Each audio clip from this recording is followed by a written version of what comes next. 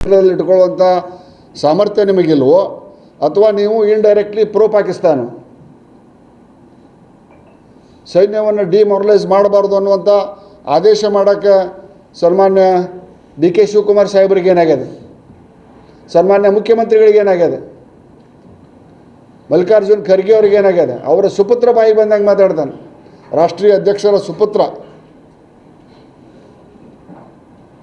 ಇವರು ಎಲ್ಲಿ ಮತ್ತೊಮ್ಮೆ ಭಾಷಾವಾರು ಅಥವಾ ಈ ಜಾತಿವಾರು ಪ್ರಾಂತ ವಿಭಜನೆ ಮಾಡ್ತಾರೆ ನಾವು ಇವ್ರ ಕಡೆಗೆ ಏನಾರು ಅಧಿಕಾರ ಸಿಕ್ಕರೆ, ಕಾಂಗ್ರೆಸ್ನವ್ರ ಕಡೆ ಅಧಿಕಾರ ಸಿಕ್ಕರೆ ಮತ್ತೊಂದು ಪಾಕಿಸ್ತಾನ ಮಾಡಿಡ್ತಾರೆ.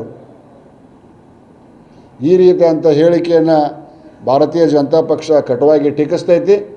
ಆ ಮಂಜುನಾಥ್ ಮೇಲೆ ಕೇಸನ್ನು ಹಾಕಬೇಕು, ಕೇಸನ್ನು ಹಾಕಿ ಅವನ ಮೇಲೆ ಕ್ರಮ ತಗೊಂಡು ಅವನ ಶಾಸಕ ಸ್ಥಾನಕ್ಕೆ ಸನ್ಮಾನ್ಯ ಖಾದರ್ ಸಾಹೇಬರು ನಮ್ಮ ಶಾಸಕರ ಬಗ್ಗೆ ಸ್ವಲ್ಪ ಸ್ಟ್ರೈಕ್ ಮಾಡುವಾಗ ಒಂದು ಹೆಜ್ಜೆ ಮೀರಿ ಹೋಗಿದ್ದಕ್ಕೆ 16 ಮಂದಿಯನ್ನು 6 ತಿಂಗಳು ಅಮಾನತಿಟ್ಟಿರಿ.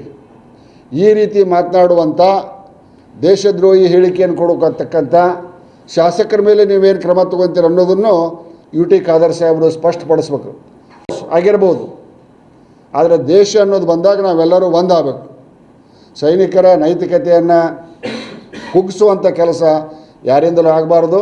ಕಾಂಗ್ರೆಸ್ ಪಕ್ಷ ಈ ಥರ ಏನು ಮಾತಾಡ್ತೈತಲ್ಲ, ಯಾರೂ ಅನ್ನಲಾರ್ದಂಗೆ ಬೇಕಾದ್ರೆ ಸಂಶಯ ಇದ್ರೆ ಯಾರಿಗಾರ ಆ ಏರ್ಬೇಸ್ ಏನು ನಾಶ ಆಗ್ಯಾವಲ್ಲ ಅದರ ಟೆಂಡರ್ ಕರೆದಾರ, ಬೇಕಾದ್ರೆ ಇವ್ರು ಹೋಗಿ ಟೆಂಡರ್ ಹಾಕ್ಲಿದ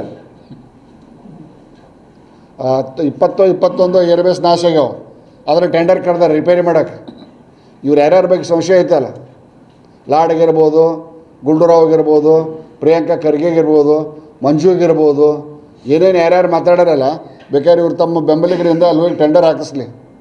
ನರೇಂದ್ರ ಮೋದಿಯವ್ರಿಗೆ ಹೇಳ್ಬೇಕಾದ್ರೆ ಪರದೇಶದವ್ರು ಟೆಂಡರ್ ಹಾಕಕ್ಕೆ ಪರ್ಮಿಷನ್ ಕೊಡ್ಸೋಕೆ ಪ್ರಯತ್ನ ಮಾಡಿದ್ರೆ ನಮ್ಮ ಪಾರ್ಟಿಯಿಂದ ಮಾಡ್ತೇವೆ ಅಂದ್ರೆ ಅವಾಗಾರ ಇವ್ರಿಗೆ ಕನ್ಫರ್ಮ್ ಆಗಲಿ ಅನ್ನುವಂಥ ಮಾತನ್ನು ತಮ್ಮ ಮಾಧ್ಯಮದ ಮುಖಾಂತರ ಹೇಳಿ ಸನ್ಮಾನ್ಯ ಮುಖ್ಯಮಂತ್ರಿಗಳಲ್ಲಿ, ಸನ್ಮಾನ್ಯ ಕಾಂಗ್ರೆಸ್ ಪಕ್ಷದ ಅಧ್ಯಕ್ಷರಲ್ಲಿ, ರಾಷ್ಟ್ರೀಯ ಮತ್ತು ರಾಜ್ಯ ಮಟ್ಟದ ಅಧ್ಯಕ್ಷರಲ್ಲಿ ನಾನು ಮನವಿ ಮಾಡ್ತೇನೆ, ನಿಮ್ಮ ಶಾಸಕರಿಗೆ ದೇಶ ಪ್ರೇಮದ ಪಾಠವನ್ನು ಕಲಿಸ್ರಿ, ತುಷ್ಟೀಕರಣದ ರಾಜಕಾರಣವನ್ನು ಮಾಡಬೇಡ್ರಿ ಅನ್ನುವಂಥ ಮನವಿಯನ್ನು ಮಾಡ್ತೀನಿ.